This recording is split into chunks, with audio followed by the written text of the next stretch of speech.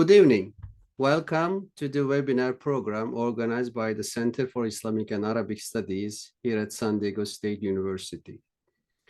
Our center organizes events. Also, it's running to my major and minor in Islamic and Arabic Studies. You can learn about the center and its future events by checking our website, which is shared in the chat tool now. You can also add your email address to our email list. So we consider this event as part of Black History Month. And initially, we planned to have an Islam in Africa event. And when we conduct research about the scholars of Islam in Africa, Professor Butch Ware appeared to be one of the most well-known scholars globally on this subject.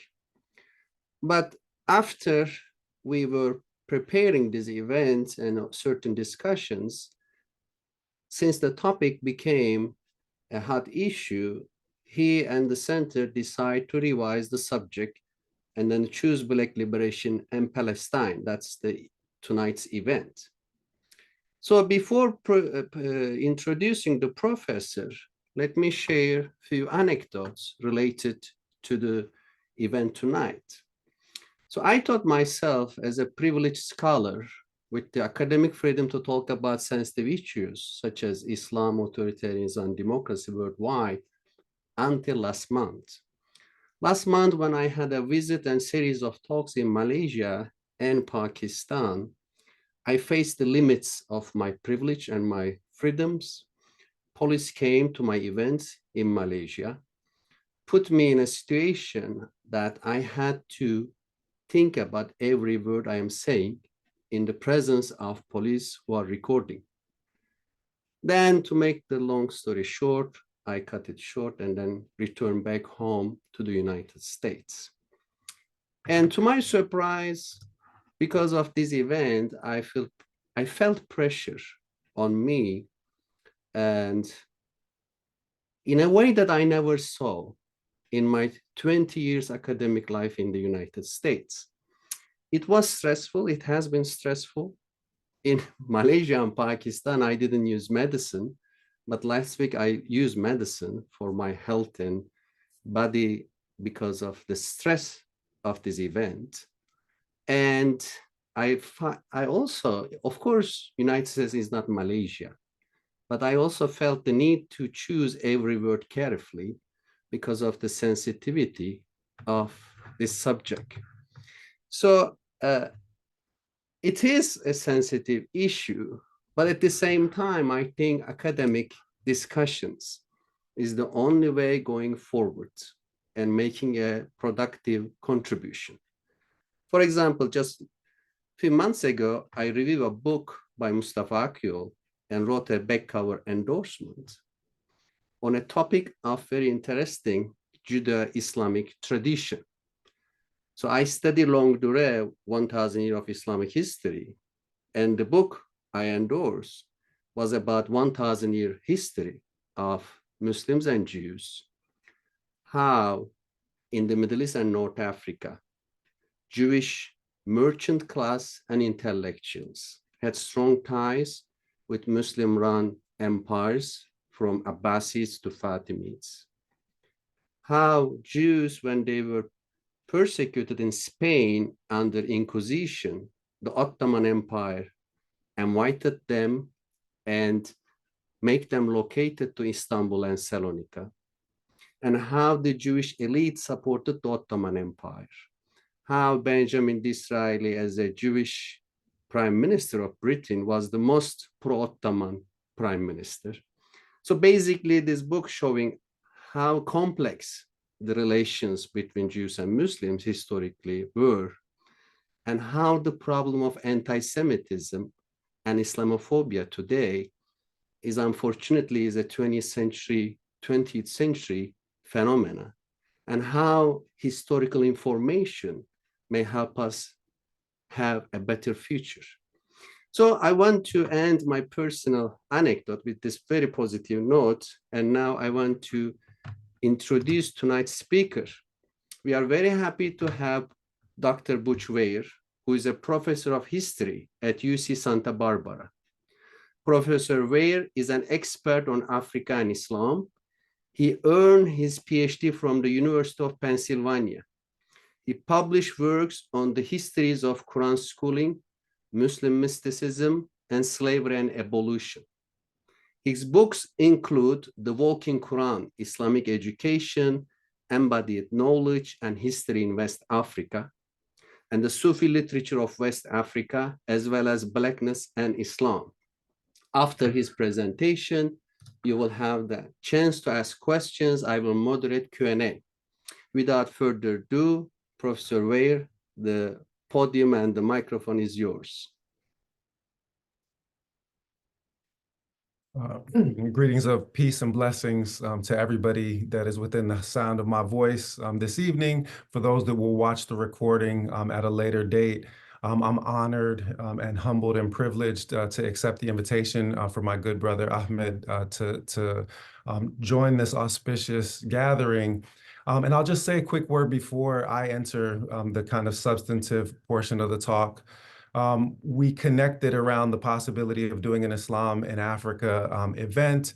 And obviously, the October 7th uprising has reorganized a lot of priorities for academics, for community organizers, for all people that are interested in beneficial knowledge and human liberation. So I deeply appreciated the flexibility, the invitation to speak in a more elastic way about Black liberation in Palestine. I'll say one thing about my preparation for this particular discussion, which might not be immediately apparent from a look at my CV, which is that while African history and Islamic intellectual history were my primary and tertiary fields at the University of Pennsylvania, African-American history was my secondary examination field, and I teach courses not only in the history of Islam in West Africa, pre-colonial African history, but also in African-American history. And it will indeed be largely conversation with the African diasporic tradition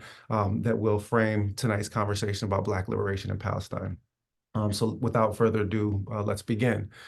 The first thing that I would say is that from its very inception, the struggle for Palestinian liberation was always inevitably going to be linked to Black freedom struggles. That might not have been immediately apparent to lots of folks who were not well versed in the history of anti-Zionist struggles before October 7th, but it was always apparent for those who are versed in the history of Black freedom struggles.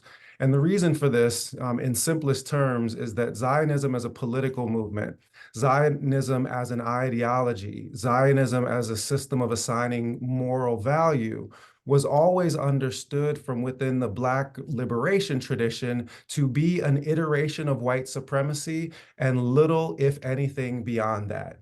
It was inseparable from white supremacy, and therefore from within the framework of the Black revolutionary tradition, the Black radical tradition, it was only an analytic of white supremacy that was going to allow one to read Zionism in proper perspective. I'll leap forward just briefly to make a point about this. Malcolm X, in 1964, we all know that he published in the Egyptian Gazette a piece called Zionist Logic, where he assailed the faulty logic in claiming to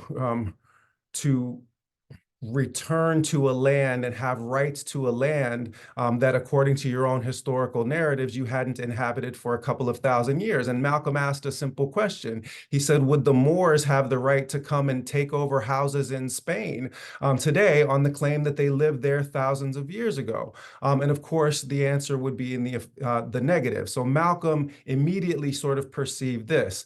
But beyond this, in an excellent doctoral dissertation by my colleague Maitha El-Hassan, who read carefully through Malcolm's travel diaries when he was going to places like Khan Yunis, when he was traveling throughout the Middle East and throughout Northeast Africa, Malcolm explicitly in his notes tethered the Zionist project to white supremacy directly. He said this is a European Jewish population being empowered by European imperial authorities to dispossess brown Arabs from their indigenous lands. So the analytic through which Malcolm approached the question, the analytic through which Kwame Ture approached the question, the analytic through which Angela Davis, through which James Baldwin, the analytic through which the Black revolutionary and radical tradition writ large has approached the question of anti-Zionism is as a facet of anti-imperialism and as a struggle against white supremacy. And when you understand Zionism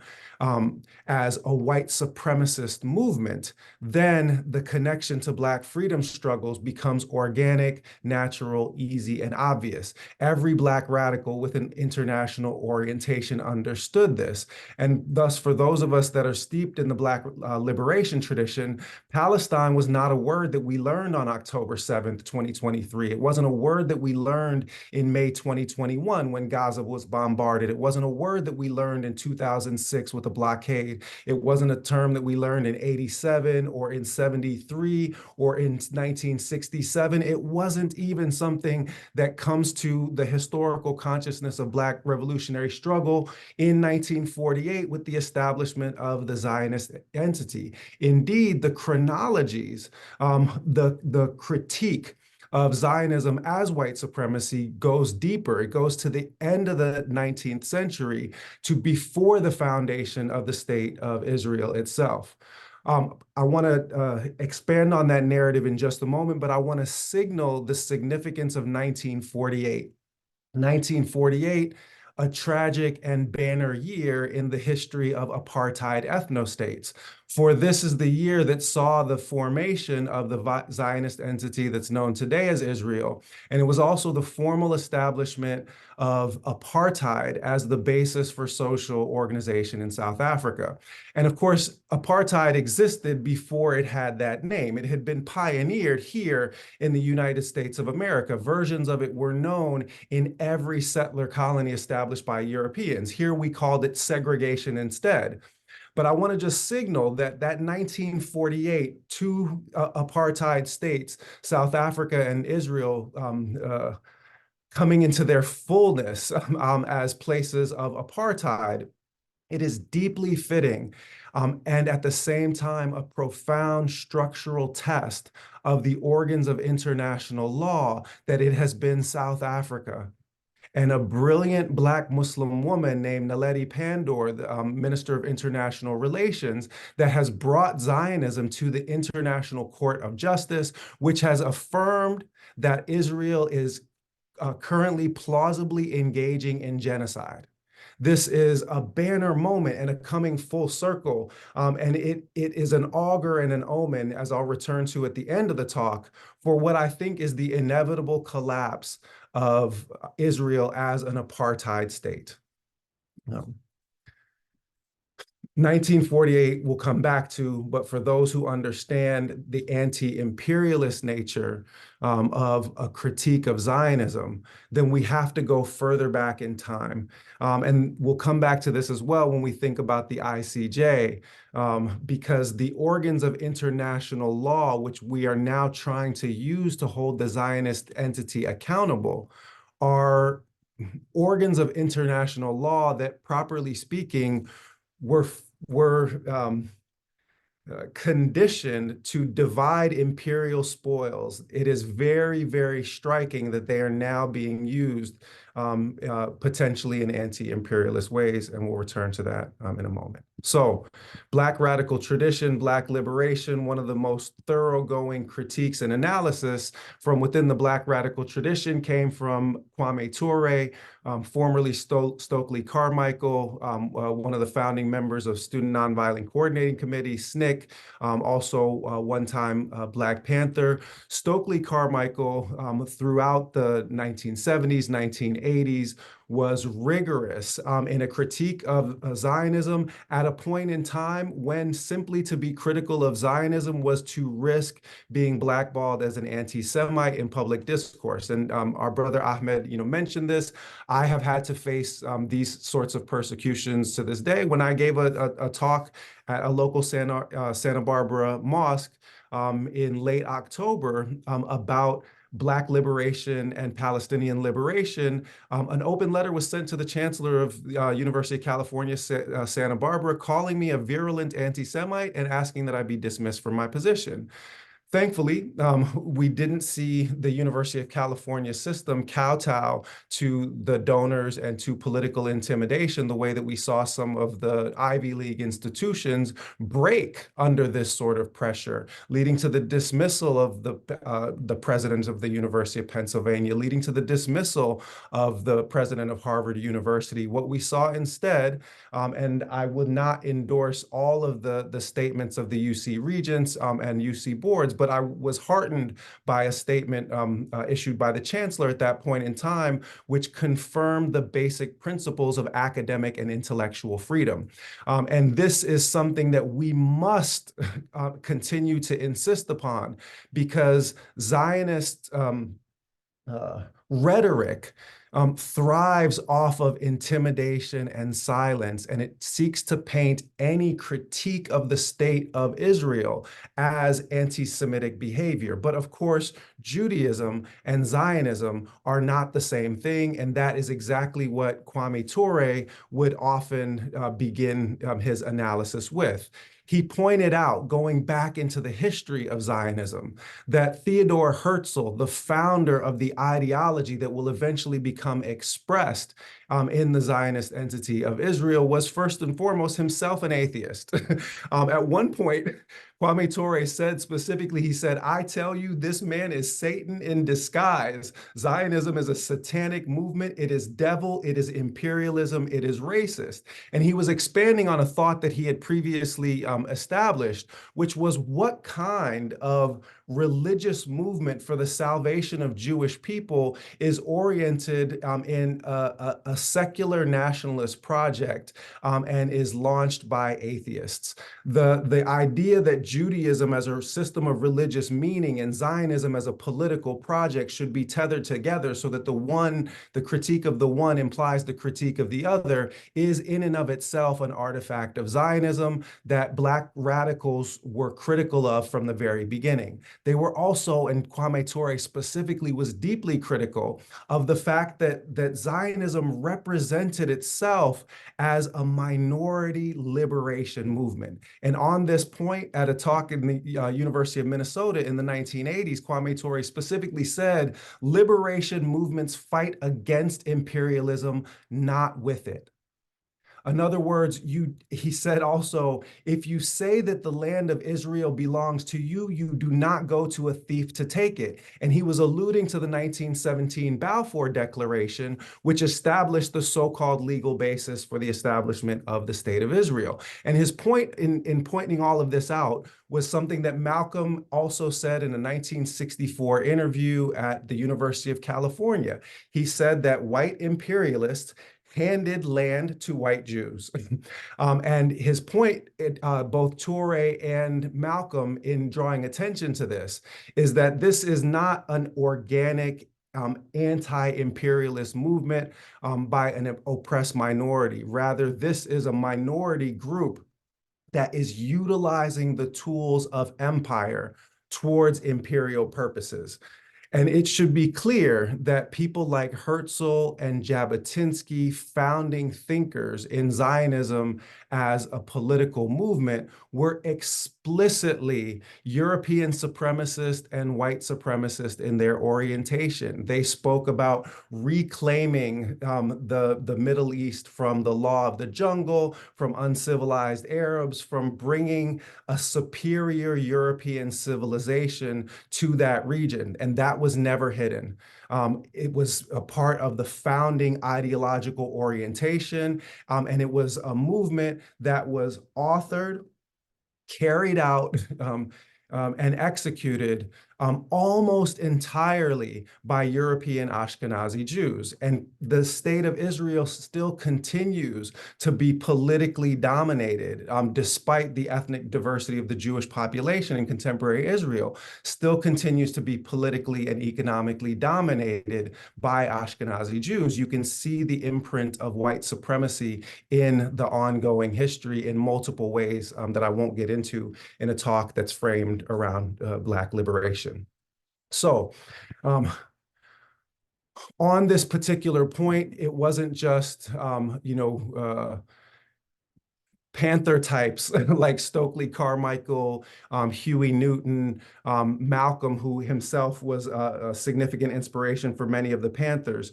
James Baldwin, quite famously in 1979, wrote a piece called An Open Letter to the Born Again, where he explained his views on the state of Israel. He said, and I'm going to quote here, "The state of Israel was not created for the Jews. It was created for the salvation of Western interests. This has always been clear to me.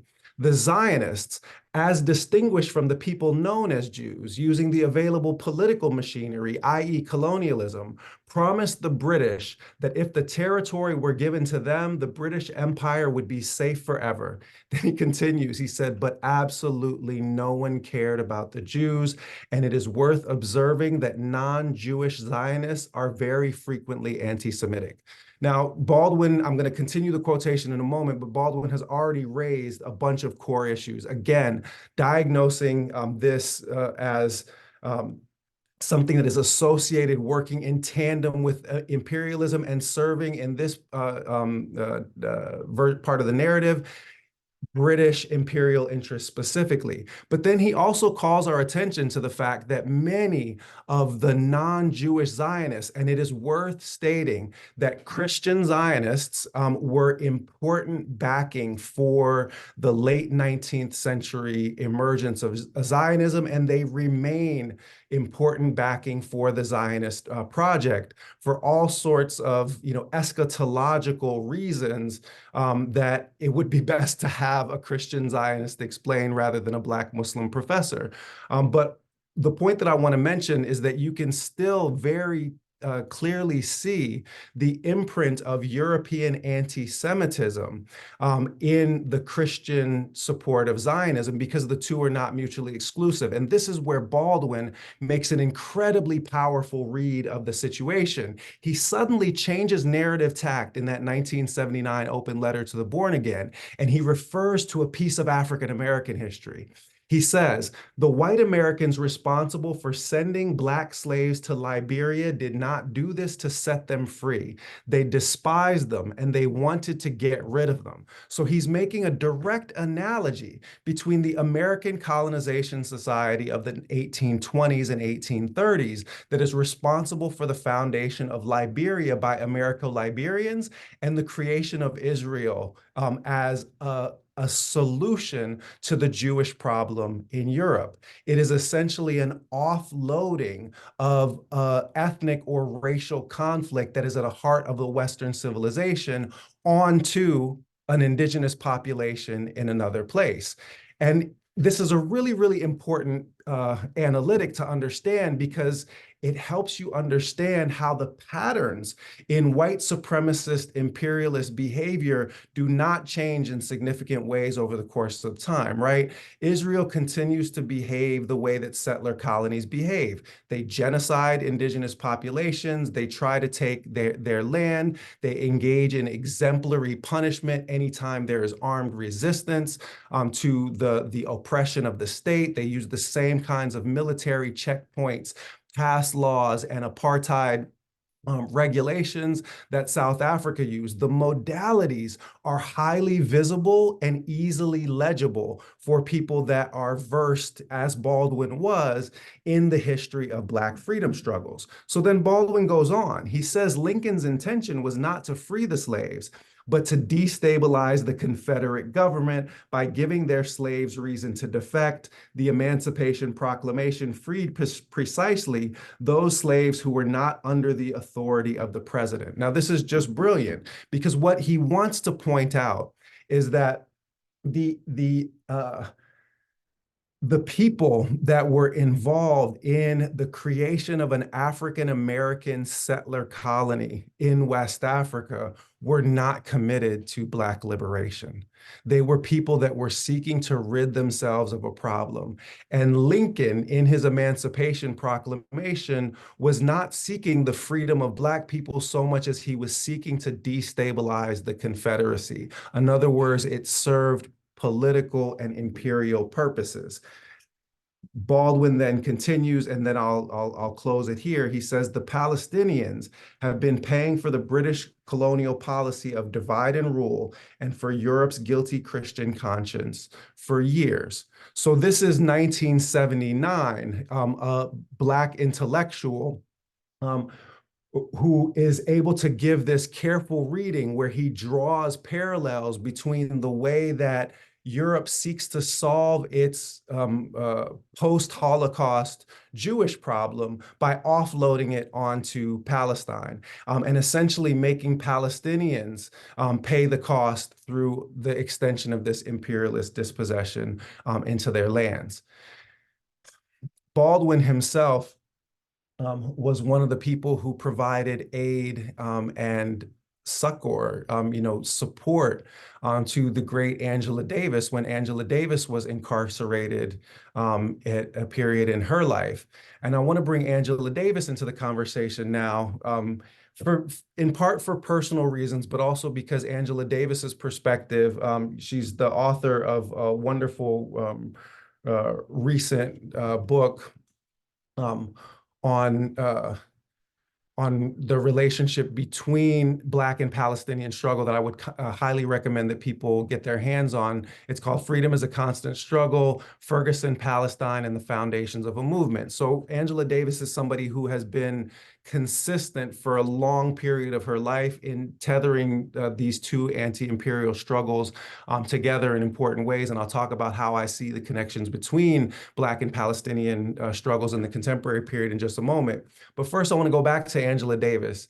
I had, as an undergraduate student in the 1990s, the great blessing and honor and privilege of seeing Angela Davis speak at a gathering at the University of Minnesota. I was an undergraduate student at the time.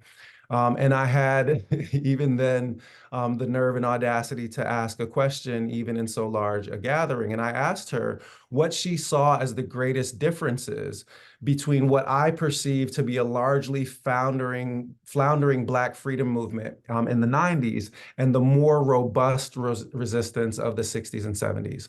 And her answer on that day has never left me. I'm sure she's long since forgotten the question, but it marked me forever.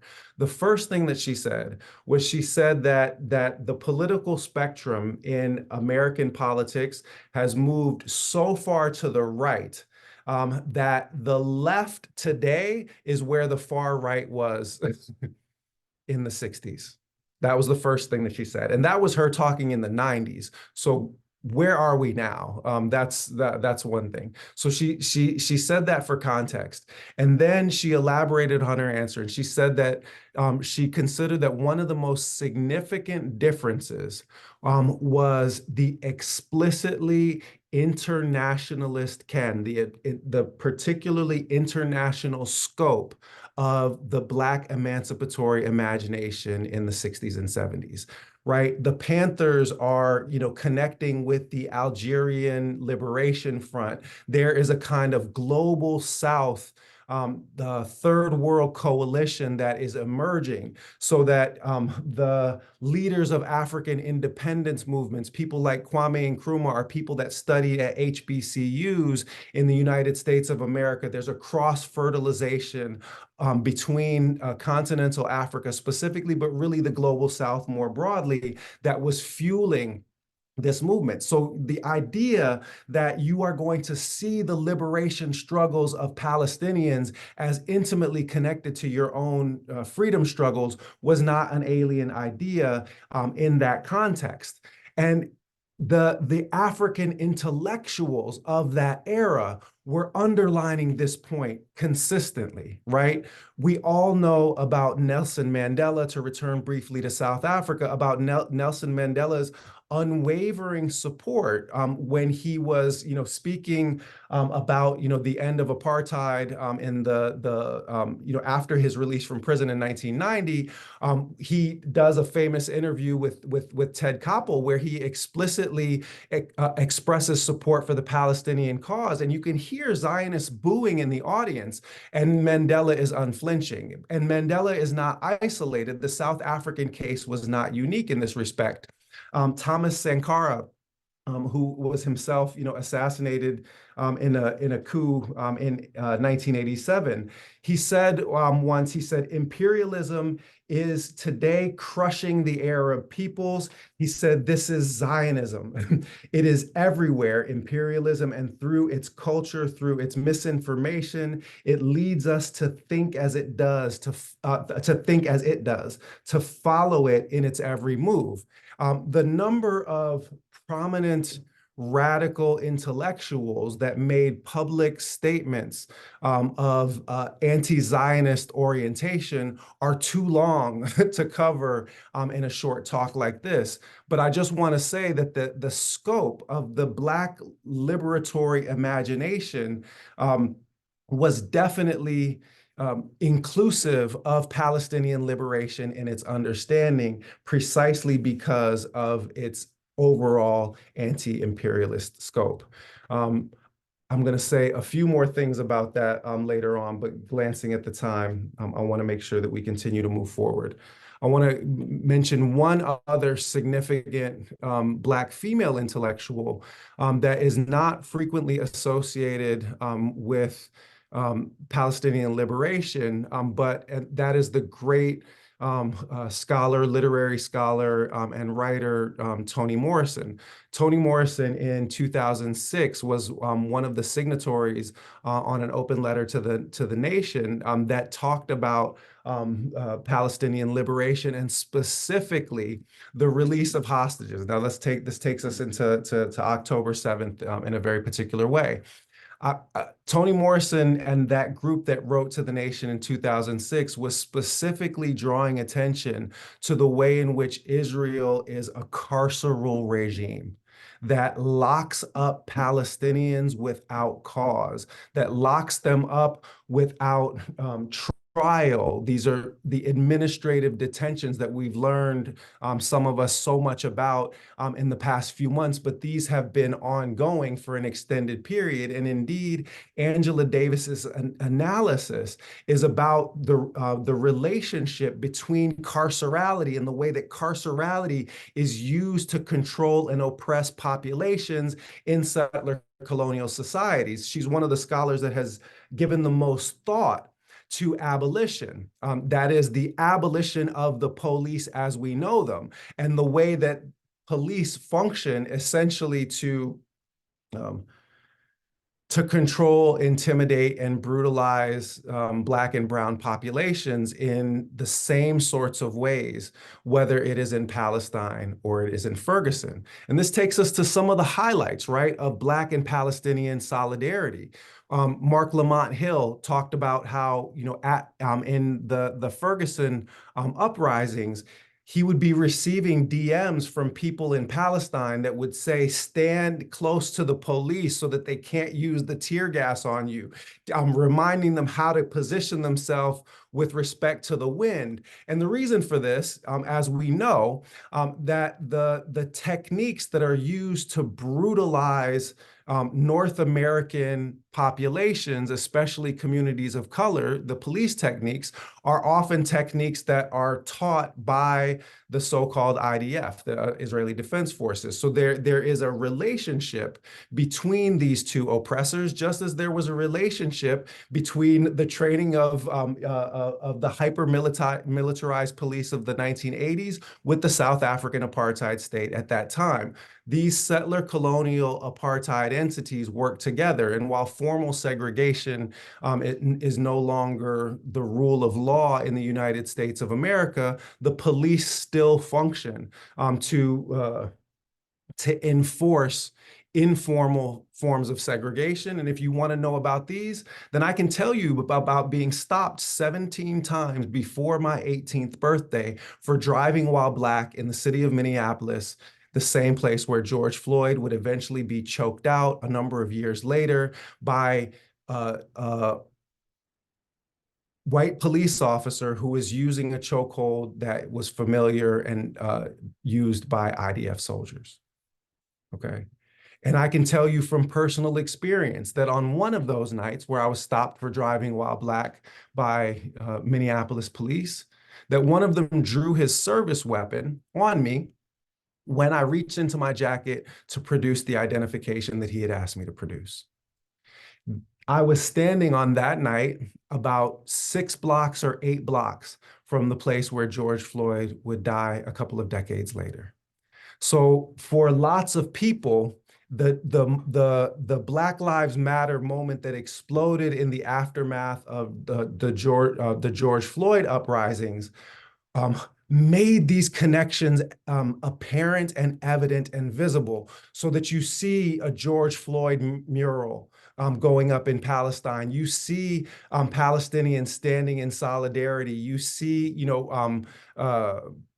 cartoonists drawing, IDF, soldiers holding down Palestinians and US police holding down, Black people, that the connection between the two struggles became more visible and more apparent. But I would be remiss if I did not draw our attention to some of the real challenges that persist for the sustained solidarity between Black and Palestinian people in our interconnected struggles for liberation. And I'll just say one thing quickly about that, is that the struggle for Black freedom in North America, the struggle for Black freedom in the United States of America, is about striking at the heart of the empire itself. From inside the belly of the beast, everyone the world over knew in 2020 that somehow if Black people could become free from this oppression, it would augur a new era of freedom for the world. And similarly, just as Israel was founded to preserve the imperial interests of Britain, after World War II, Israel became the most significant military outpost, the most significant piece of the imperial project of the United States of America in the Middle East. That's the reason why Joe Biden said if there was no Israel, we would have to make one. It is essentially a landed aircraft carrier that allows for the destabilization of the region. That was the point that that Baldwin was making by bringing Lincoln's freeing of the slaves to destabilize the Confederacy, that it is a tool for imperial destabilization in the Middle East. Now, to the problems. A lot of people don't like to talk about this. I am sure that someone is going to come after me in the comment section, or perhaps send me a nasty DM after I mention this, but I would be remiss if I did not mention that it was a Palestinian store owner that called the police on George Floyd under suspicion of passing a counterfeit $20 bill. It was a Palestinian store owner that insisted that his Black employee, who offered to pay that 20 if it indeed proved to be counterfeit, that was not a sufficient answer for that Palestinian store owner. So the police were called to the front of Cup Foods, which is now a shrine on the south side of Minneapolis. And after 8 minutes and 46 seconds, George Floyd's life was ended, and a new phase in the Black struggle against police repression was born. I mention this because one of the principal obstacles towards Black and Palestinian solidarity continues to be Arab anti-Blackness. That there are unaddressed legacies of racism from the old world. Palestine is not free from racial prejudice. And if you want a particularly illustrative example of that, I'll give you one. I won't mention the name, but a prominent, highly educated, well-to-do and well thought of Black community leader that I know closely once sought the hand of a Palestinian American woman in marriage. And the direct quote that this woman heard from her father is that he took her outside, pointed at the stars in the sky, and said that those stars in the sky are closer to you than he ever will be. Those of us, especially in the Black Muslim community, are deeply aware of the persistence of Arab anti-Blackness, not just in the Palestinian community, but in all of the Arab American community. Indeed, it's a problem in the South Asian community. And that anti-Blackness is in and of itself a structural challenge to solidarity, and it must be directly addressed if it is ever to be overcome. And you can even see it in the online activist space today, people that are trying to draw attention to the struggle against the genocide in Sudan, or the struggle of resource exploitation and the misery that that is producing in a place like the Congo. People are often shouted down for drawing attention away from the Palestinian liberation struggle. If you have an analysis of white supremacy in mind, then you will immediately recognize this as divide and conquer 101, because the colonized are always made to compete with one another, even in matters of resistance, even in matters of liberation. My cause, my people first. So that you saw a semi-prominent, Black public intellectual like Dr. Umar Johnson at the beginning of the obvious unfolding of a genocide say, I can't worry about those Arab peoples. I hope they're okay. And this is precisely the kind of mindset that has been used to keep people in positions of division and weakness. An analysis of Zionism as white supremacy allows us to understand that Palestinians are struggling against the same imperialist foe that Black people are struggling against in our struggles for liberation, that indigenous North Americans are struggling against in their struggles for liberation, that people that have been brutalized by the American empire abroad in places like Iraq and Afghanistan and Yemen, that we are all united in a struggle against white supremacy. It brings together the problem of the so-called immigrant crisis that is routinely weaponized in order to strike fear into white populations and to manipulate voting blocks. All of this requires an analytic that allows us to center white supremacy and imperialism as the roots of the problem. And I'll begin to close here and get ready for questions. An accurate diagnosis rooted in white supremacy leads us back to the fundamental issues at stake that keep us divided. Imperialism divides and conquers. It creates and polices the ethnic categories through which resources will be allocated. And as long as we continue to struggle on the basis of those narrow identity categories, then our emancipatory and liberatory potential will be shackled. The answer, and I'm going to end on a hopeful note, is, I think, emerging in this moment. It is emerging in the streets, in these protest movements. It's emerging in movement spaces, and it has been emerging since 2020. In 2020, I saw something that I had never seen before. When we were, marching against police brutality in the 1980s, it was only Black people with a few non-Black people. Post George Floyd, the thing that I think that was terrifying to established authorities in North America was that white kids vastly outnumbered Black kids in those marches, that people are starting to have a transformed perspective. And it's not just people of color that now see themselves invested in this liberation and in this emancipation.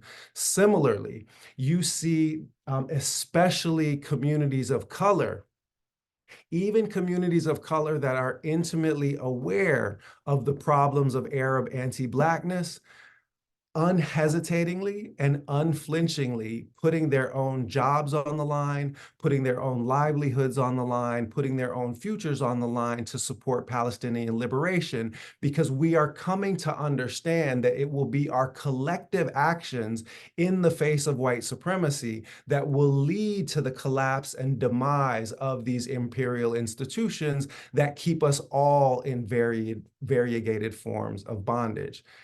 why do I see this as a moment of hope, despite the massive repression that Ahmed suffered, that I, had to suffer in small ways, but most significantly, despite the fact that we've got an ongoing genocide in which over 10,000 children have been killed, we're approaching 30,000 civilians. How do I see a moment of hope in such a dark hour?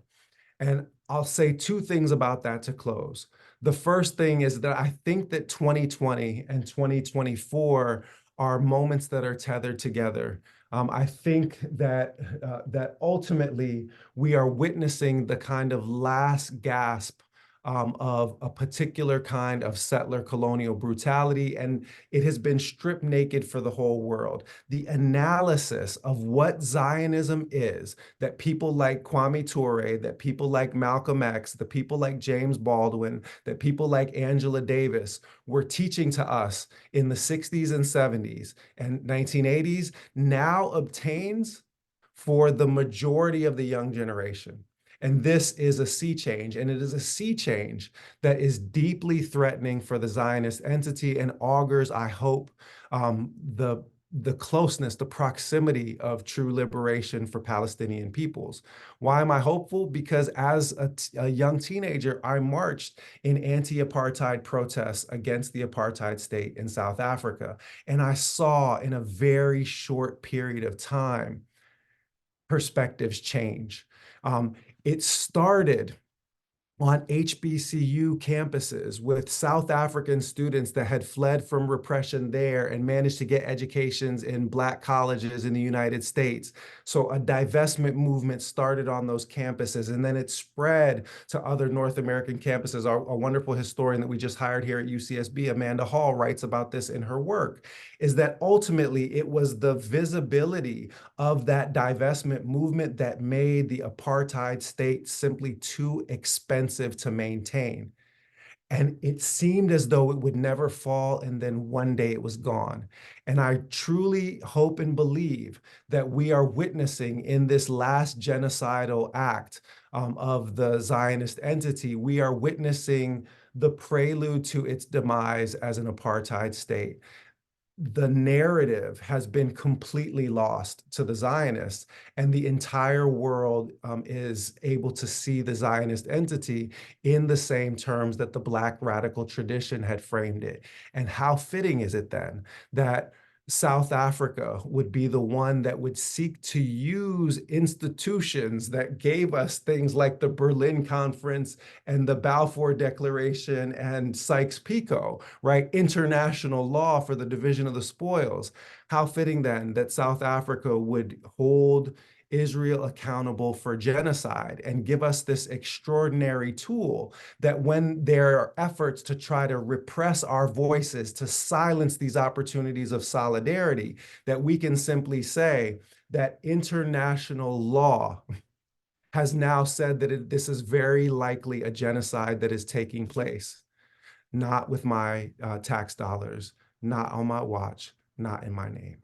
So this is a moment of great hope. And I believe that through efforts of continued direct action, through efforts of continued boycott, divest, and sanction, that we will see an end to Israel as an apartheid state, the same way that we saw an end to South Africa as an apartheid state. Inshallah, God willing. Thank you very much, Butch. And this very important presentation brought many questions. I would like to start with Ibrahim Al-Marashi, who is a professor of history at CSU San Marcos. And he is following up your very important point about anti-Black racism among certain Arab communities. And he says it's a big problem in Iraq. And he is making an example of intersectionality, saying that one area I research, I'm quoting him, is the Afro-Iraqi community and how they were inspired by Obama's election and affected by George Floyd's and the Black Lives Matter movement. Have you examined Afro-Palestinians and transnational solidarities in the US or vice versa? As an academic topic, I have not. In 2021, I did a series of Instagram lives, so public discussions about Black and Palestinian solidarity with my colleague Shireen Cycli here, who teaches about Afro-Palestinians, also with an important influencer and just actually a close friend of mine. He's the little brother of Bella and Gigi Hadid, who themselves have been, persecuted for pro-Palestinian speech. So with Anwar Hadid, but the one that I would signal most where I addressed this directly was with Dr. Rami Nashashibi, who's a Palestinian American who founded an institution called the Inner City Muslim Action Network in Chicago. And Rami Nashashibi, I'll send that video along as a reference to the people that are watching this later. But the organization that he founded has literally, gone through and done like consciousness raising exercises, sensitization exercises with the Arab American grocery store owners on the south side of Chicago, like literally putting boots on the ground and fighting against not just the anti-Blackness in those communities, but also providing a response to the way that how would I put this? Many Arab communities have been structurally positioned to engage with Black communities. What do I mean by this?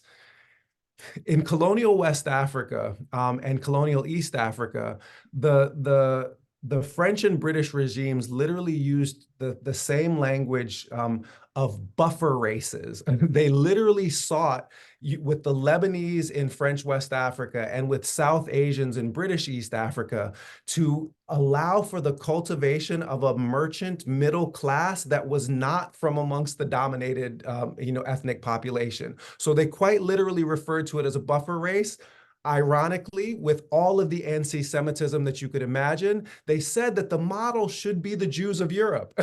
You want a people that are numerically fragile so that they're easily politically controllable, and you will keep a middle class from emerging amongst the dominated population and instead allow this foreign group to have a certain amount of wealth and privilege. Well, post-1965, when for the first time, Arab Americans are allowed to migrate to the United States in significant numbers, this is essentially the slot that many come to occupy. Listen, I grew up in Washington, D.C., 95% Black. I'm going to be honest about this. The only Arabs that I knew as a kid ran liquor stores in my neighborhood. Right, chuckle, but it's true. And all of the Black people that are on the call of a certain generation will raise their hand and know that people that were not themselves drinking were selling poison to my people. So unless and until we address the way in which, white supremacy uses us against one another in various kinds of ways, then the capacities for liberation are limited. That's on one side of the ledger. On the other side of the ledger, in my academic writing, especially in Cambridge World History of Slavery, Volume 3, Cambridge World History of Slavery, Volume 4, I actually write about the rise of anti-Black racism in most parts of the Arab world, and show that this is actually a very recent phenomenon in most of those places. The kinds of virulent anti-Blackness that you see in places like Iran and Iraq and Oman and Saudi Arabia and other places is largely an artifact of the explosion of Black enslavement in the 19th century.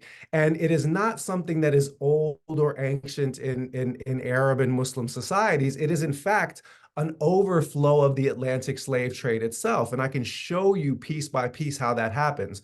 So there are two pieces: that there are unaddressed histories of anti-Blackness that come from countries of origin. And without delving into those histories, it's very easy to kind of just naturalize those things, right? There isn't a large Black slave population, for example, in Egypt until the American Civil War. And the reason is that the collapse of cotton production leads to the expansion of slave-produced cotton production in Egypt, and the Sudan is raided for slaves on a massive scale. So all of that is just to say that there are histories that need to be examined in countries of origin, and then when those are layered, that anti-Blackness is layered into a white supremacist society in North America, you are going to have serious fundamental problems of anti-Blackness unless those are explicitly addressed. So I definitely appreciate you know our colleague's question. And it's something that there's like teaching work to do, right? History work to do, but then there's also like organizing work to do, consciousness raising work to do, you know, community building work to do. And we have to be honest, you know, both about the possibilities of liberation and the way in which white supremacy has structurally inhibited those capacities for collaboration. Thank you so much. And one anecdote I want to share is about Tunisia, for example. With the Yes. recent immigration, I am hearing more about my friends that there is anti-Black racism against the immigrants in many Yes. North African countries in this context, which is unfortunate and very important topic to discuss. Incredibly important. Yeah. So before continuing other questions, I use my prerogative for two questions. One more specifically about Malcolm. Yes. How Malcolm X, during his visit to Hajj, then Egypt and some other parts of Middle East, did he have a direct discourse and engagement on this particular issue of Black liberation in Palestine? And my broader question is about the solution. Is the idea of eco-citizenship can be an important solution, because now, as a comparativist, when I look at cases in the world, even here in the United States, right-wing populism bringing a nationalist and religious discourse limits the idea of eco-citizenship. In Sure. France, we see certain discriminations against people from North Africa and African background. And then in India now, the Modi right-wing regime is really excluding Muslims and destroying the idea of eco-citizenship. And in many Muslim majority countries, we see either sectarian, Sunni versus Shia, or Muslim versus non-Muslim. And can we say that we have a global problem of eco-citizenship, and whether Palestinians can enjoy eco-citizenship or not in the future may be a very direct part of this question we are discussing. So these two questions, Malcolm X and eco-citizenship. So I'll go in reverse order. The rise of the fascist, hyper-nationalist ethno-state is an inevitability in nation states that are founded on Western models, because it is baked into the product itself. One of the most important works that helped shape my thinking on this, it was, I think, actually the last book published by a historian of Africa named Basil Davidson before he passed away. It was called Black Man's Burden: Africa and the Curse of the Nation State. And he essentially talked about the way in which, you know, nation states construct and police nationality, and this leads to, specifically in an African context, you know, kind of incentivizing tribalism and political clashes. But when you broadcast it into the broader question, it is productive inherently in and of itself of ethnic divisions. So my own hope, and I'll just be blunt about this, or maybe I'll put this in terms of historians are really bad at predictions. So I'll just say this: I do not know whether the future of Palestine is the South African case or the Algerian one. I think that if so-called liberal Zionists and, you know, Gideon Levy, you know, Israeli, anti-Zionist says that there's no such thing as a leftist Zionist. He has a wonderful talk called Zionist Tango. It's about the 1-2, it's just it's the same dance. But he basically he concludes that. Well, he says a few things. The first thing is that there is no true left, right? But if we are going to hope from anything from the so-called Zionist left, they have a very short window in which to take action, because there is still the possibility of a single state with equal rights and equal citizenship from the Jordan to the Mediterranean, where in which people of different confessional backgrounds can live with equal protection under the law. And an anti-Zionist historian like Ilan Pape, for example, has advocated for that, as have many others. But if the genocidal violence continues, I think that the window for that kind of state becomes narrower and narrower. And instead, Algeria becomes the more relevant comparison, which is that armed resistance is going to do everything it can to simply send the colonizers back to wherever they came from. People forget that there were almost 2 million French people living in Algeria, and they left. That was the end of the French occupation of Algeria. And I believe for a variety of reasons. When I was a young person, I'll be blunt about this, looking at South African apartheid and the horror stories in it, I honestly and sincerely hoped that Black resistance would drive those white people into the ocean. I was 15. That's what I would, that's the way that I looked at the situation. I came to understand that was probably not the ideal solution. And while South Africa still grapples with fundamental problems of inequality, the fact that you didn't have that sort of outcome and that you were able to democratize the formal institutions, end apartheid, and now have South Africa serving this role that it serves on the national stage, that is in and of itself a beautiful kind of outcome despite its problems. And I think that there's still a window for that kind of one state outcome. And all of the people that are committed to living in an apartheid state, those settlers will simply go back to the places that they have dual citizenship. Just the same way that people in South Africa, some of them who were uncomfortable living in a non-apartheid state, it's just a horrible story, but we all know it, they went and settled in Israel. There is going to come a moment where apartheid will no longer be tenable between the Jordan and the Mediterranean, and it is not far off. But what that ultimate solution looks like, I think, is it largely in the hands of unfortunately, right-wing fascist, ethno politicians in so-called Israel right now. And it's producing, a very, very dangerous future for everyone that's involved, right? U.S. military, Lawrence Wilkerson, I saw a video where he talked about there isn't a more likely Armageddon scenario for the U.S. military than Israel drawing them into a war, right? So are we going to continue, to support this very 20th century settler colonial imperialist project at all costs? Joe Biden is throwing away his reelection prospects right now for precisely that. There will be a cost to pay, and it is up to all people that are interested in freedom to make ethno-states pay the cost for their repression of minorities of all kind. Can I just ask one question? I saw my friend and colleague, Khalid Alexander from Pillars of the Community in San Diego in the question. So I wanted to know if he could skip the line and I could answer his question.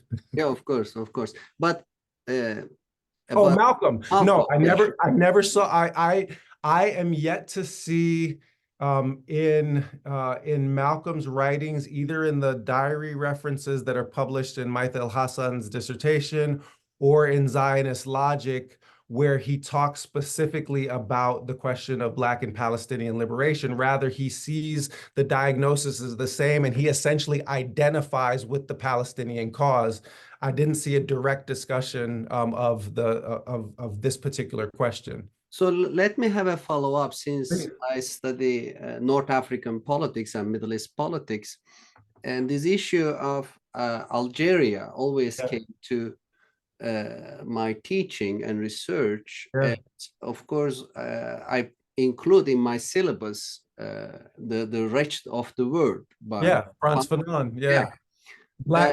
Black psychologists, from the exactly. French Antilles, participating in the Algerian liberation. Beautiful story unto itself. Yeah.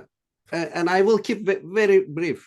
Since this is your presentation, I'm only moderating the questions. If you let me share, I think, of course, all comparisons are apples and bananas, right? We cannot have 100% analogy, even in political science, although we make generalizations.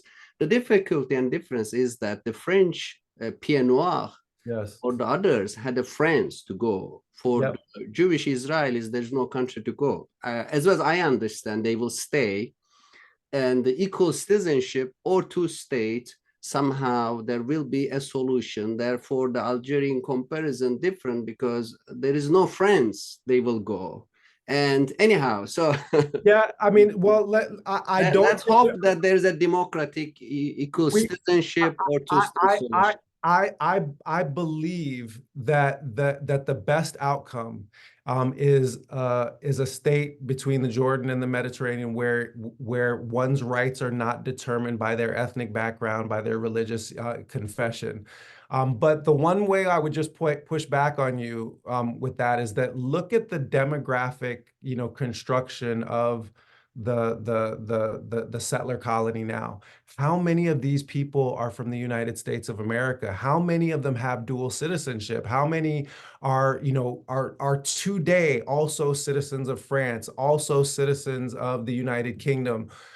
South Africa is talking about prosecuting its citizens that have served in the IDF during this recent genocide. And the reason for that is that dual citizenship is something that the Zionist entity has used as a way of trying to reinforce its population to maintain Jewish demographic superiority over the indigenous Arab population. I agree with you that it is an apples to bananas comparison, but the fact of the matter is that a lot of these settlers do have other homes to go to. A lot of them came from Brooklyn. A lot of them came from the Northeast, and were enticed by all of the kinds of benefits that the settler colonial state of Israel offers that the United States doesn't: healthcare, education, housing, right? That we pay for with our, support of the Zionist entity. So, I mean, none of us knows how it's going to unfold, and I agree that it's not apples to apples. And we pray under all circumstances for the most peaceful resolution possible. And we do not condemn oppressed people for using armed resistance to defend themselves against oppression, right? Norm Finkelstein talked about this. He said he refused to condemn the October 7th uprising. And when he wasn't sure about his own moral stance, he went back and he read William Lloyd Garrison in the aftermath of the Nat Turner slave rebellion in 1831. William Lloyd Garrison, white abolitionist, said, "We told you so." You cannot do this to people and expect them not to rise up. Yeah, that would be Yeah. my position. But as I said, this is not a conversation between you and me. This is your We presentation. can have that offline. I'll give you a call if I we can hash it condemn out. October 7, but with all due respect, and I totally understand what you mean. So we have to agree to disagree on certain That's issues. fine. So you want to address one question, right? I was hoping to just Sure, see if sure, I could read it. of So course. Khalid Alexander said recently a prominent Jewish social media post spoke about the way the current genocide by Israeli against Palestinians was one of the biggest obstacles to actually fighting against anti-Semitic bigotry. How do you manage to speak out for the rights of Palestinians without allowing anti-Semites to co-opt the language of liberation to label all Jews as oppressors? This is a fantastic question, right? I just hosted an event with a Jewish anti-Zionist comedian, I guess 2 days ago, Michael Schertzer, and I'm regularly broadcasting the views of anti-Zionist Jews because in part my PhD advisor was one of them. He was the one who taught me about the Jewish tradition of anti-Zionism, but also because after Palestinians, no one has more at stake in untethering Zionism from Judaism than Jews do. And this is a simple fact that every anti-Zionist Jew understands, is that nothing is more productive historically or in the future than of anti-Semitism than the conflation of Zionism and Judaism. We hear time and time again about the relative peace that obtained for Muslim or for Jewish minorities in different parts of the Arab world until 1948, right? Until 1967, that this has been the single uh, biggest producer of anti-Semitic sentiments throughout the Arab world. Really, previous to that, this is a Europe problem, anti-Semitism. So it has become something that is inevitably going to spread if you are telling people that Zionism and Judaism are the same thing and that people are watching an ongoing genocide being carried out in one's name. My answer to Brother Khalid's question is that we must be absolutely unflinching in our moral clarity about this question.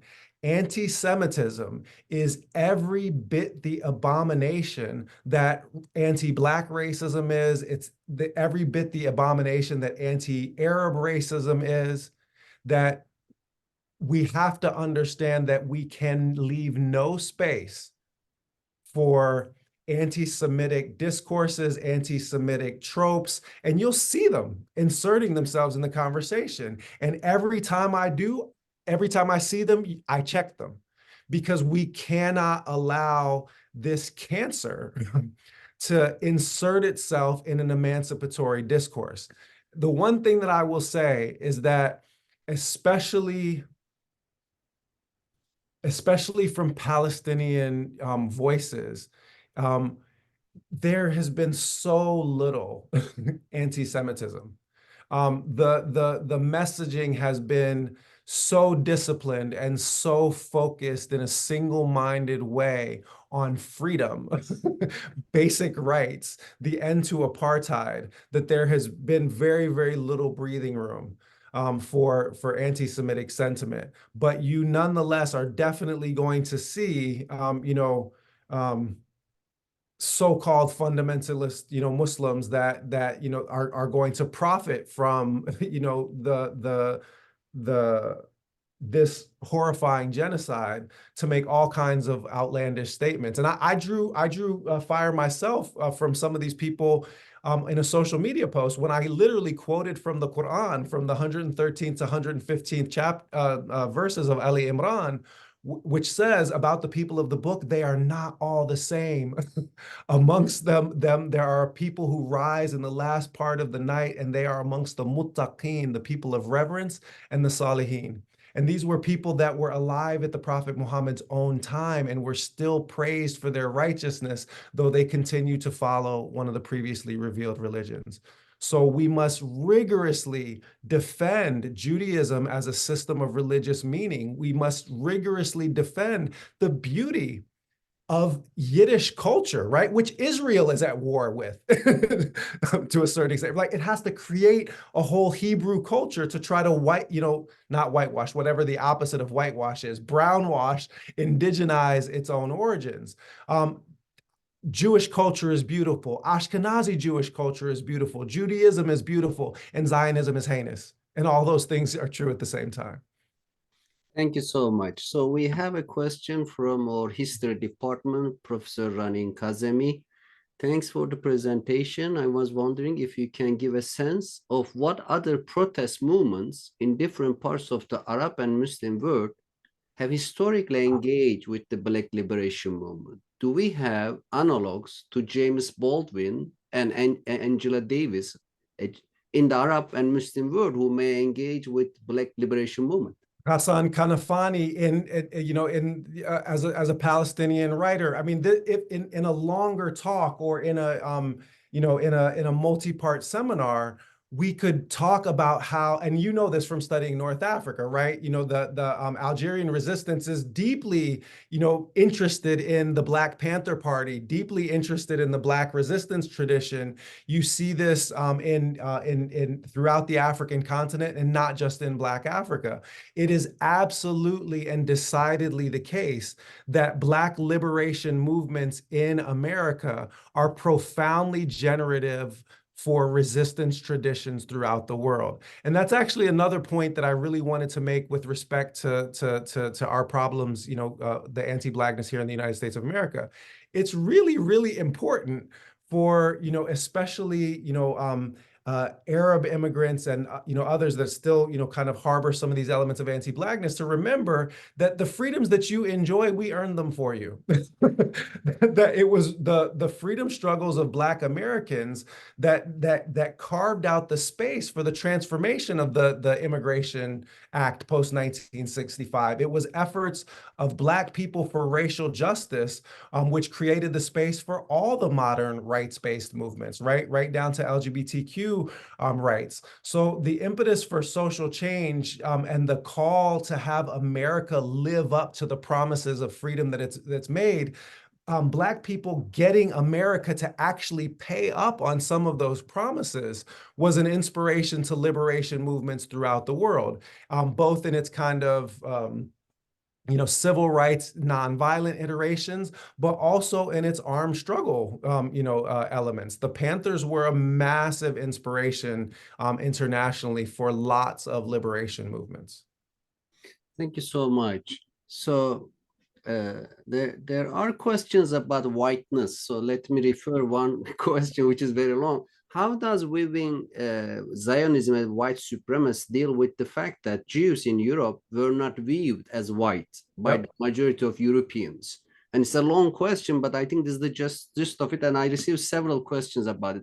How would you reply? Yeah, it's so the way that I would begin with Miko Peled's answer. So this is Jewish anti-Zionist author, the son of an Israeli general, who said that the Balfour Declaration was two white guys agreeing to give away another people's country. So he was talking about Balfour and Rothschild.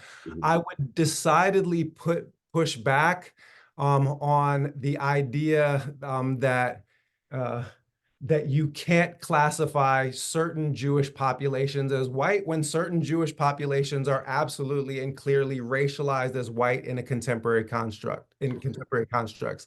And one can be a victim of white supremacy and also a perpetrator of white supremacy, that those two things are not mutually exclusive. Jews can be seen in a European context as not quite white or not sufficiently white, targeted by the KKK in the United States of America for their insufficient whiteness, and still be explicitly holding white supremacist ideas in the way that they understand Arab populations. It's very, very important for anybody that's interested in liberation to understand that not all white supremacists are white. Okay. White supremacy cannot survive without non-white white supremacists. Today in my undergraduate lecture, I taught the story of the foundation of Liberia. And Liberia is founded by Black African Americans who are carrying all of the civilizational, religious superiority complexes, cultural ideals of white supremacy with them. And they brutalize the indigenous population in the hinterland of Monrovia in ways that are fundamentally inseparable from the way that white settlers will later do it, because white supremacy is an ideology and a construct. It is distinct from white people, right? I don't have any problem with white people. I have a fundamental problem with white supremacy.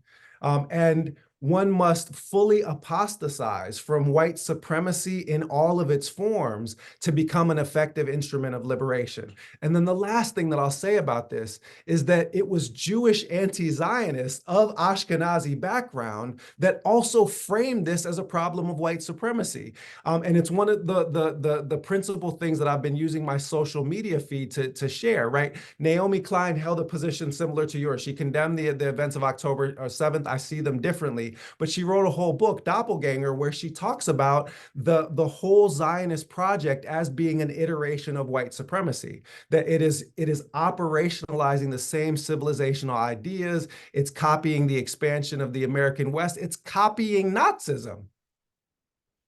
So this is like another kind of fundamental issue, and I'm going to talk about this at an event in a mosque in Oakland next week at the Lighthouse Mosque, looking at this more through a religious and a spiritual lens, but I'll mention it here.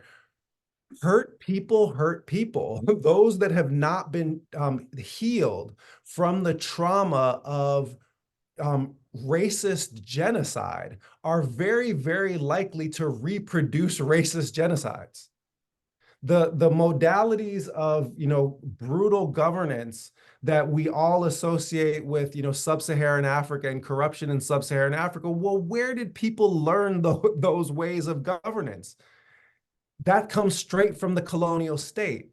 So unless and until there's some effort to kind of reconcile, literally, like South Africa, truth and reconciliation commissions that are trying to heal some of the trauma, it is going to be very, very difficult for you to not actually reproduce white supremacy, white supremacy itself. And then the last thing I'll say about this is, yes, there are even in Israel, there are lots of non-white Jews, right? There's lots of, so-called Mizrahi Jews, but that category itself is made to kind of, it's a constructed category to try to stop brown Jews from being so Arab, right? The previous category is just Arab Jews. And we know about the discrimination against Arab Jews within Israel. We also know about the intense discrimination against Ethiopian Jews in Israel. We know about Yemeni Jews having their children taken from them. We know about Ethiopian Jews having women sterilized against their consent to try to maintain the whiteness of the population. How many prime ministers of Israel have been of non-Ashkenazi background? Zero, right? That those that are in power and authority in Israel continue to carry forward that foundational connection with white supremacy. This is a European Jewish population being empowered by European imperial interests. It is fundamentally inseparable, and many Jewish anti-Zionists have made that connection. So as long as you understand that white supremacy doesn't have to be carried by white people, it can be carried by off-white people, or it can be carried, by even Black people, then it doesn't pose the same analytical problem.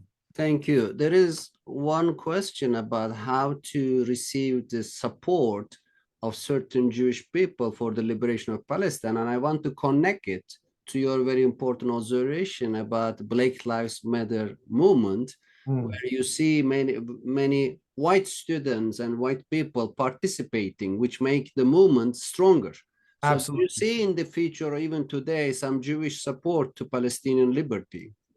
Without any question. And I mean, I think, like you've seen Jewish Voice for Peace, be like at the forefront of a lot of the initial, direct action, sitting in at the Capitol and other direct action efforts.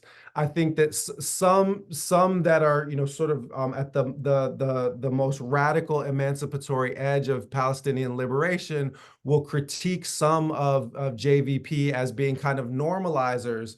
I do not see the question that way. I think that it is absolutely critical that Jewish anti-Zionist voices that take their lead from Palestinians be given as much space to operate as possible, because I'm using white supremacy and resistance to white supremacy as the principal analytic. What is the primary function, right? Black Lives Matter protests. when you suddenly had all these white kids, how do you use them in the protest? Put yourselves between us and the police. Use your white privilege. They're not going to open fire on you with rubber bullets as quickly. The point is that people that apostatize from white supremacy can use white privilege in significant ways, structural ways, in order to weaken systems of white supremacist domination. And this is exactly what I see, prominent Jewish anti-Zionists doing. They're calling attention to the fact that this is a form of white supremacy. Michael Schertzer, Amanda Gellender, numerous others. So I think that this is a really, really important role, right? And we know this, that even for us here in the United States of America, Palestinian Americans, even Palestinian Americans who've had to have, dozens of family members buried, right, are still in positions of structural privilege by being here in North America. So they're leveraging that privilege to try to get people free. And ultimately, if we have a moral and ethical stake in human liberation, then whatever our positionality, right? Yes, African-American, historically oppressed. I've got a great position at an institution and a research center that has allowed me to conduct, liberation-oriented activities, multiple events here on campus, and I haven't had to worry about the university shutting those down.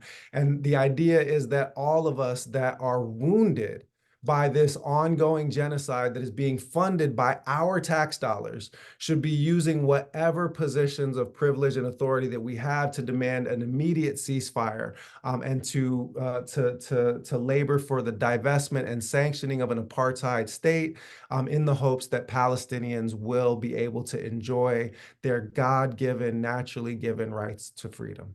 Thank you so much. So I have a colleague in my political science department, Professor Jonathan Grobart, who just published a book with the title Jewish Self-Determination Beyond Zionism. Wow, Lessons, I got to get that one. yeah, I will in fact put the link to the chat for everyone in the audience who may want to learn. Lessons from Hannah Arendt, Another Pariah. So Jonathan Grobart asked this question, and I quote, so we haven't heard much about intense internal divisions among blacks in the US, of course, across Africa too, or intense division among Palestinians, of which Edward Said eloquently commented upon for decades during his life. How does this factor in? A follow-up then is, what are your thoughts on the need to develop a Palestinian-Jewish solidarity that draws from the best anti-capitalist emancipatory traditions of both and takes on the plutocrats long dominant in each community? Jonathan, if I could frame the last sentence of this question, or if I could have it tattooed to the inside of my eyelids, the best anti-capitalist emancipatory traditions, those are the only kinds of traditions that interest me. So thank you for this wonderful question. Didn't say much about intense internal divisions. Yeah, it's a short talk. There's not a lot that I can do in drawing those out. I alluded to them briefly when I mentioned Dr. Umar Johnson, and the things that he said at the outset of the genocide. There are and have been, voices within the African American community that have said that we need to prioritize, our community. There, of course, there are, of course, right-wing African Americans who will deny, as a matter of political indoctrination, the very existence of white supremacy, right? Tim Scott, comes to mind. He'll tell you that he grew up, in difficult circumstances, but then will also deny the existence of white supremacy. So yes, Black people are not a monolith. Palestinians aren't a monolith. Neither are Jewish folks. Having said that, it's very, very clear that there has been an absolute sea change within the African American community with respect to Palestinian liberation. I saw the beginnings of it in 2021, and it is irreversible at this point. It is irreversible at this point. You see the people that are being, kind of politically harassed, the ones that are being silenced, is that if they are not Palestinians, they're Black. And the reason is that Black folks are coming to now understand that the anti-capitalist emancipatory traditions that we value most, people like Angela Davis, James Baldwin, Malcolm, Stokely Carmichael, that they have been on this since the beginning. So that if you are really about getting free in the here and now, then you need to be on this manhaj, you need to be on this doctrine as well. And I don't think that that is reversible in the Black community. I think that that has become the unequivocal majority position, and I think that it will only continue to expand. With respect to the second part of the question, I have to scroll back down. I removed since we already Okay. but yeah, go It was ahead. about Palestinian Jewish solidarity. Yes, exactly. Okay. The short answer is that you see examples of this all the time. The person that I hosted, very funny comedian, and also absolutely relentless and committed Jewish anti-Zionist, Michael Schertzer, has hosted 4 years now, with a Palestinian American international law attorney, who's based in Paris, Laura Alberno. Laura, Palestinian, Michael, Jewish anti-Zionist, have hosted a Palestine podcast, for years now. And I think that much of the most kind of productive, when I'm trying to understand the best positions to take, the first thing that I do is that I go back to what the Black radical tradition taught me. And then the second thing that I do is that I look to see what the Palestinian resistance is advocating for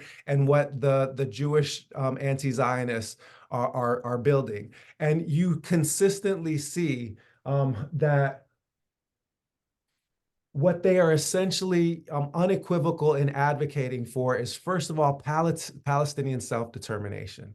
I said this, that part of the reason why I refuse to condemn October 7th is that I do not believe that non-Palestinians should have opinions about how Palestinians should resist oppression that they have been living under for 75 years. It is deeply irrelevant what my view on the appropriate form of Palestinian resistance should be. That is for Palestinians to determine first and foremost. That's the principal reason.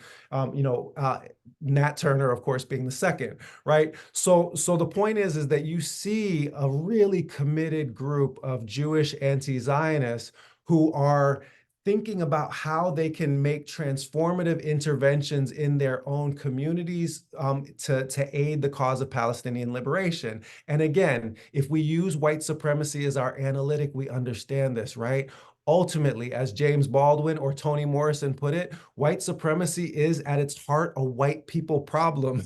It is the most radical interventions to transform it are going to have to come inside white communities. They need to be taken off of this powerful, corrupting drug, right?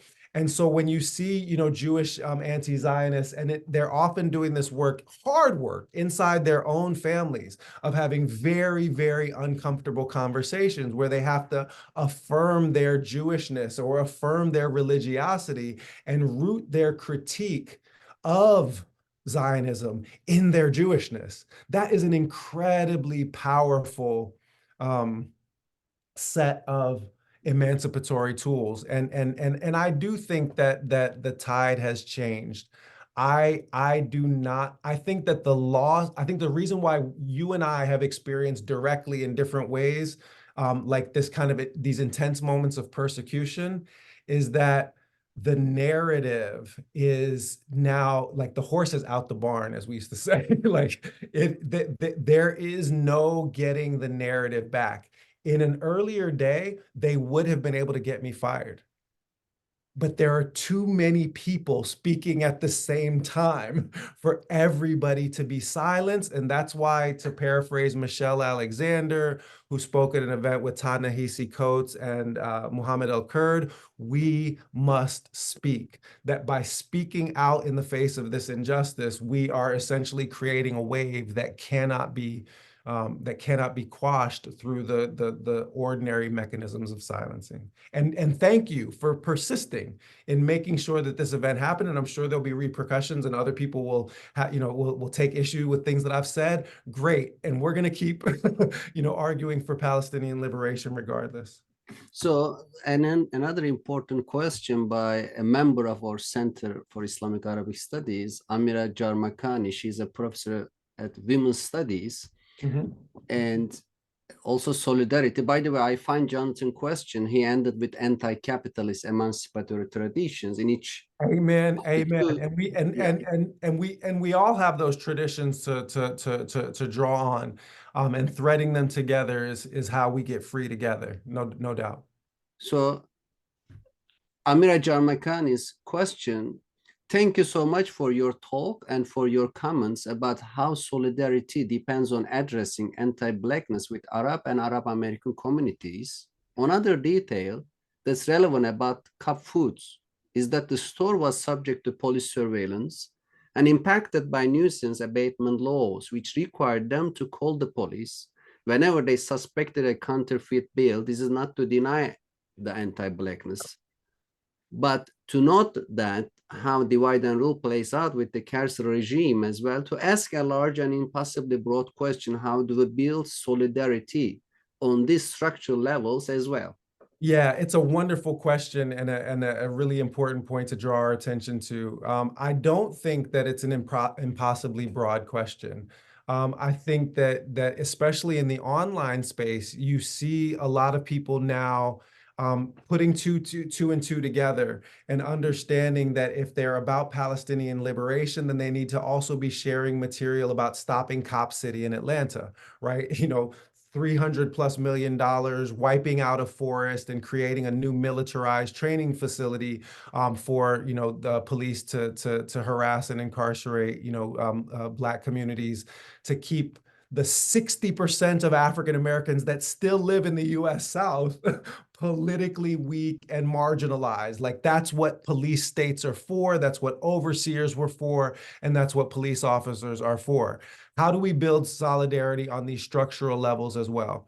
One initiative that I'm involved in, I'll come back to the carceral component of it in a second, but one initiative that I've been involved with is an effort to create something that we're calling an economic underground railroad, that beyond just boycotting and divesting from the businesses that are associated with or doing business with Israel, that's a negative thing. It's a withdrawal of resources, that we've started to try to thread together liberation-oriented businesses, independent co-ops, all of these, if not anti-capitalist, then at least independent and emancipatory economic structures, and start to put those together. So I do think that at a structural level, if we are animated by a shared diagnosis of the fundamental nature of the problem, which is, and I'll just put this in simple terms, the same way that I did to my undergraduates when we were talking about South Africa,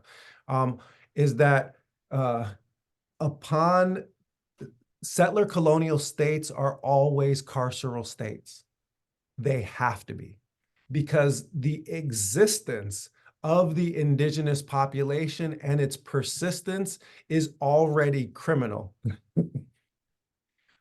The resistance of that population is always a capital crime, because the existence itself is criminalized. And that's why we're policed in public spaces. We're shown where we can and can't move. Patrice Lumumba, everybody now uses this term open air prison to refer to Gaza. The first time I ever saw the term was in the writings of Patrice Lumumba, who was assassinated with CIA complicity because of his leadership in Congo. After serving a short prison term, he was let out, and he said, "What's the difference? I live in the Belgian Congo. A colonial state is by definition a prison. Your oppressor controls who comes in, who comes out, what comes in, what comes out. Your very existence is criminalized and must be carefully surveilled and policed. Your body must be disciplined in particular kind of ways to produce submissiveness and complicity to the regime.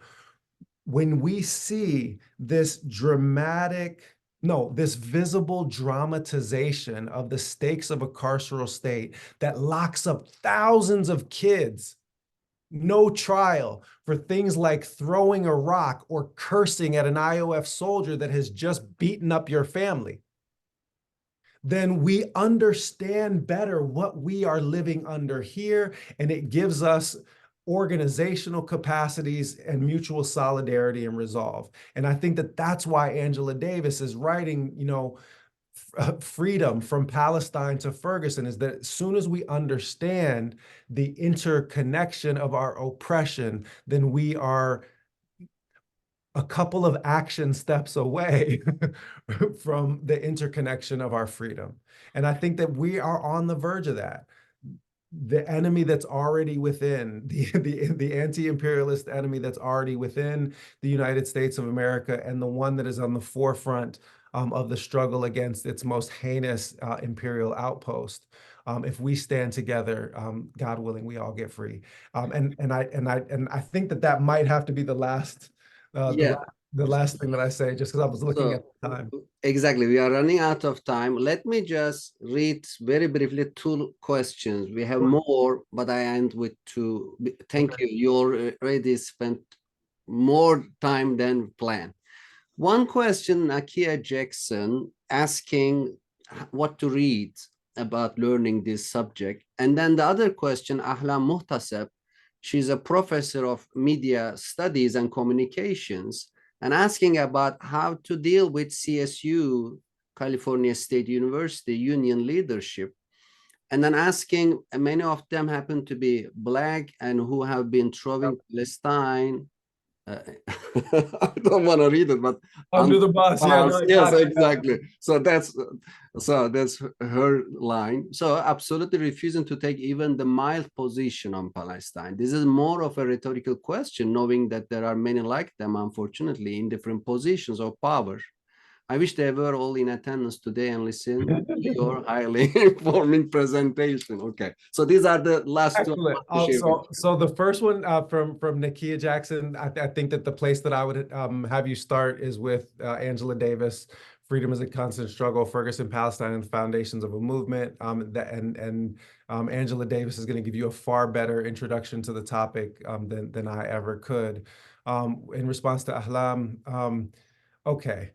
So this returns to something that was also implicit in Jonathan's question. Without getting too deep into the weeds of democratic electoral politics, let's just say that especially there is a generational gap in Black communities. You saw it from the way that Joe Biden was, received by an elderly population in a Black church. There are, Malcolm said it this way. He said that the white liberal owns the Negro leader, lock, stock, and barrel. Okay. And there are, he also said famously that the difference between white liberals and white conservatives is only the difference between a fox and a wolf. They differ in their affect and their modality of hunting, but not in the ultimate outcome. They both want power. They both are essentially, want to use you in different ways in their configurations of power. Many Black leaders, and Malcolm talked about this in that same 1964 Berkeley interview, are essentially commanded, by the liberal establishment of the Democratic Party, which, to return to Angela Davis's point in the 1990s, is now so far to the right that it is essentially a neo-corporate, neoliberal corporate centrist movement. There are a lot of middle class fairly well-to-do Black folks that are towing the party line on these questions. Some of them are, especially in the political class, are plainly in the pocket of AIPAC, right? They differ in no way from other kinds of politicians in that respect. My answer to the question is that I think that ultimately, and I'm just going to be blunt about this, probably we're going to have to treat them like a dead patch in the field and farm around them. They formulated their approach towards Palestinian liberation in a different age, the same way that Joe Biden did. There's no reprogramming the way that he approaches the question. Focus on the youth. The youth don't have those commitments. They haven't been indoctrinated through mainstream media brainwashing to accept absurd Israeli lies as though they're facts, right? That part has been stripped completely naked. And just as, a human being with limited time, limited energy, I am going to invest my energy in the place where it is the most likely to bear fruit. With just small educational investments in this younger generation, they're ready. They've already, kind of unplugged from, capitalist individualism. They're already questioning things. And I would focus on, that younger Black generation and leave the Al Sharptons of the world out, out of the equation. Thank you so much. So we had about 200 people attending. Oh, that's Most great. of them were young people. Some of them are old like me. Thank you so much. We appreciate this presentation and your engaging answer to the questions. And then thank you for everyone attending our event, and have a good night to everyone. Thank you. Thank you, Ahmed.